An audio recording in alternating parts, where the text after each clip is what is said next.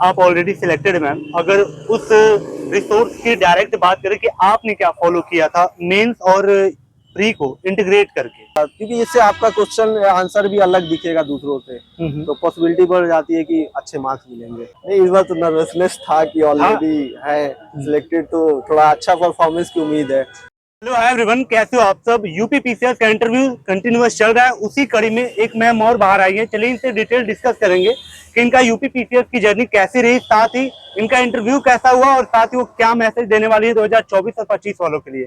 सबसे पहले ma'am congratulation आपको, इस बार इंटरव्यू में आप अपीयर हुए, तो अपने बारे में बताएं पहले। मेरा नाम अंकिता सिंह है। मैंने अपना ग्रेजुएशन और पोस्ट ग्रेजुएशन इलाहाबाद यूनिवर्सिटी से किया है जी। और एट प्रेजेंट मैं कॉमर्शियल टैक्स ऑफिसर के पद पर कार्य कर रही हूँ और एसडीएम बनने के लिए प्रयास में लगी हुई हूँ। तो बस इंटरव्यू देने आए। मैम कौन सा बोर्ड था और कितने मिनट चला इंटरव्यू आपका? बोर्ड का नाम मैं अभी ओपन नहीं कर रही हूँ क्योंकि इंटरव्यू अंदर चल रहे हैं। ओके। और इंटरव्यू लगभग मेरा 30 मिनट्स चला है, 30 मिनट के आसपास। जी। तो अगर बात करें अपने इस इंटरव्यू को, इस ओपिनियन को हम दो पार्ट में करेंगे, एक तो आपका डिपार्टमेंटल क्वेश्चन की तरफ, दूसरा स्टैटिक्स की तरफ। तो डिपार्टमेंट से कैसे क्वेश्चन क्या पूछे गए? डिपार्टमेंट से उन्होंने नॉर्मल क्वेश्चन ही पूछे हैं, जस्ट टू सी कि आप अपने डिपार्टमेंट में डेडिकेटेड सर्विसेज दे रहे हैं या नहीं दे रहे हैं, मेरे ख्याल से। और एक कॉमन मैन की जो प्रॉब्लम्स हैं मेरे डिपार्टमेंट से रिलेटेड, उनको उन्होंने पूछा कि मैं कैसे उनको सॉल्व करूंगी। इसके अलावा उन्होंने एजुकेशनल बैकग्राउंड से लिंक करते हुए, आजकल डिजिटल एज है तो उसको पूछा, और साथ में करंट रिलेटेड कुछ इश्यूज पूछे कि आपको वर्ल्ड की सबसे अच्छी न्यूज बताइए जो इंडिया के फेवर में रही हो, तो ये पूछा। इसके अलावा और कई चीजें ग्लोबल स्टैंडर्ड पे ही पूछी कि ग्लोबल में क्या चल रहा है। तो उस थोड़ा सा मैम क्वेश्चन को अगर रिवील करना चाहें कि आईआर ओरिएंटेड क्या था और नेशन ओरिएंटेड क्या था, साथ ही यूपी ओरिएंटेड क्या था, तीनों को। हाँ, आईआर ओरिएंटेड उन्होंने, जो मैं लास्ट क्वेश्चन उनका याद कर पा रही हूँ, प्रोबेबली लास्ट सेकंड या थर्ड था कि how do you see India as a growth engine and reliable economic partner. Okay. और नेशन में मैम कुछ ऐसे मुद्दे बर्निंग टॉपिक के ऊपर पूछा गया कुछ? नहीं, बर्निंग टॉपिक्स तो नहीं। नेशनल एजुकेशन पॉलिसी और कंप्यूटराइजेशन में पूछा गया क्योंकि मेरा जो ग्रेजुएशन था वो कंप्यूटर साइंस से था, तो कंप्यूटराइजेशन और डिजिटलाइजेशन से रिलेटेड चीजें पूछी गई। फीमेल रिलेटेड इश्यूज पूछे गए और सिचुएशनल क्वेश्चंस, लाइक आप एसडीएम की तरफ पे अगर आप कहीं मीटिंग ले रही हैं और आपके यहाँ फैमिली में कोई बहुत ही अधिक बीमार हो जाता है, तो आप स्वयं नहीं जा सकती और ना ही आपके हस्बैंड वहां पर है, तो आप कैसे इस सिचुएशन को हैंडल करेंगे, क्या मीटिंग कैंसिल कर देंगी? तो ऐसा क्वेश्चन पूछा गया। प्री की कट टू कट अगर बुक लिस्ट की बात करें तो कैसे उसको, प्री को आप कैसे, आपकी क्या रणनीति रही है? देखिए, प्री के लिए सिलेबस और प्रीवियस ईयर क्वेश्चन सबसे पहले हमें स्टडी करना है और इसके लिए हमें 10 to 15 डेज देने होंगे ताकि हम सिलेबस को अच्छी तरीके से समझ जाएं। इसके बाद सेक्शन वाइज हम अपनी स्टैटिक्स बुक्स को चुने जो हमें लगता है कि हमारे लिए ठीक है पढ़ने में, हम उनको चुनेंगे और साथ ही करंट अफेयर्स पे रेगुलर फोकस रहे। एग्जाम से जस्ट पहले नहीं, साल भर न्यूज़पेपर पढ़ना है। आप ऑलरेडी सिलेक्टेड मैम। अगर उस रिसोर्स की डायरेक्ट बात करें कि आपने क्या फॉलो किया था मेंस और प्री को इंटीग्रेट करके, कैसे लेके तैयारी आगे बढ़ी थी आप? मेरे सारे मटेरियल वही हैं जो नॉर्मली सभी लोगों के होते हैं, कुछ भी उसमें स्पेशल नहीं है। आजकल जैसे यूट्यूब में कई सारी चीजें अवेलेबल होती हैं, गूगल में चीजें अवेलेबल होती हैं, तो हम उनको अपनी स्टडी के अकॉर्डिंग शॉर्ट कर लेते हैं और गूगल से निकाल लेते हैं।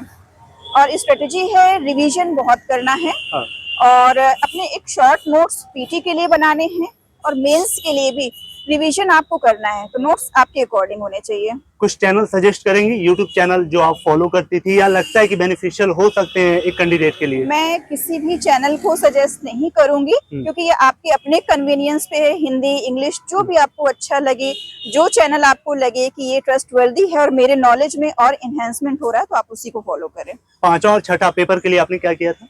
5वीं और छठे मटेरियल के लिए मार्केट में जो बुक्स आई थी, तो ध्येय आईएएस की 2 बुक्स आई थी, तो मैंने वही फॉलो की थी। ओके, लास्ट मैसेज उनके लिए जो 24 को टारगेट कर रहे हैं, उनका भी हाल में प्री होने वाला है, तो कैसे इस टाइम में वो क्या करें?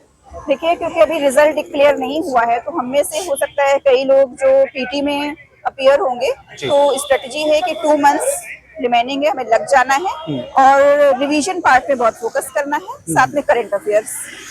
ओके, क्या मैम लगता है कि इंटरव्यू हॉल में एक ऑलरेडी जो सिलेक्टेड कैंडिडेट है उसको एक्स्ट्रा बेनिफिट्स मिलता है या फिर प्रेशर को थोड़ा डिफिकल्ट सिचुएशन में रखा जाता है? देखिए, आप पहले से वर्किंग होते हो क्योंकि यहीं से सिलेक्ट होकर के गए जी। हो, तो एक कॉन्फिडेंस लेवल पे हो सकता है थोड़ा आपके पास एक एज हो, हाँ, हाँ। बट अदर चीजें सिमिलर होती हैं। हाँ। और इक्वल लेवल प्लेइंग फील्ड है ये, हाँ। वो सबको जज करेंगे। जब आप इंटरव्यू हॉल में जाने वाले थे उससे पहले आपके थॉट कैसे थे? कितना फियर हावी था या फिर एकदम कूल थी?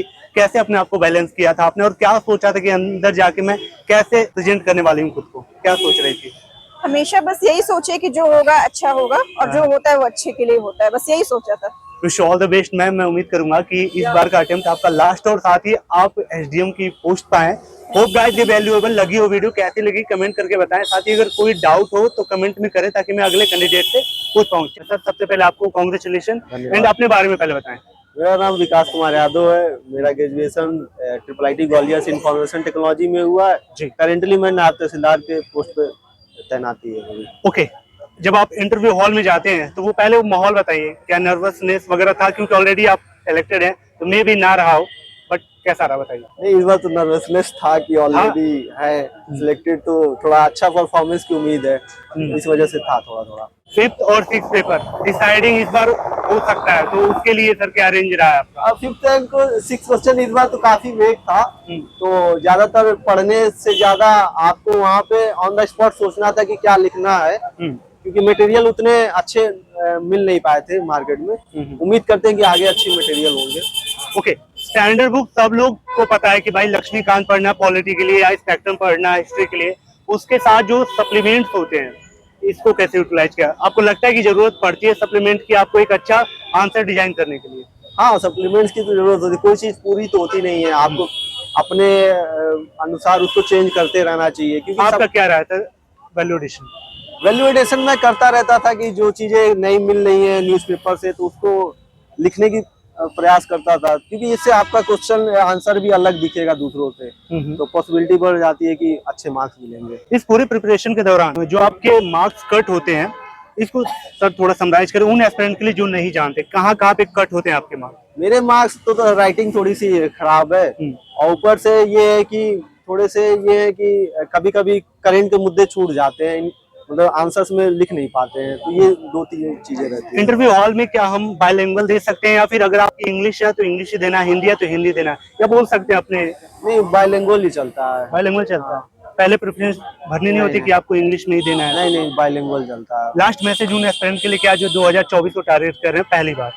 अभी तो पहली बार कर रहे हैं तो उनको तो प्रीलिम्स से फोकस होना चाहिए कि एक बार प्रीलिम्स निकल जाएगा तो दूसरे स्टेज के लिए वैसे ही गाइडेंस मिलने लगती है, तो कॉन्फिडेंस बिल्डअप हो जाता है हर बार के लिए। Sir wish all the best. मैं उम्मीद करूंगा कि इस बार आपके रैंक इंप्रूव हो। होप गाइस ये वीडियो आपको वैल्यूएबल लगी हो। कोई भी अगर डाउट है तो कमेंट सेक्शन में कमेंट करें ताकि मैं अगले कैंडिडेट से वो पूछ पाऊँ। जा रहे हैं सुरक्षित है, सबसे पहले thank you so much and bye bye.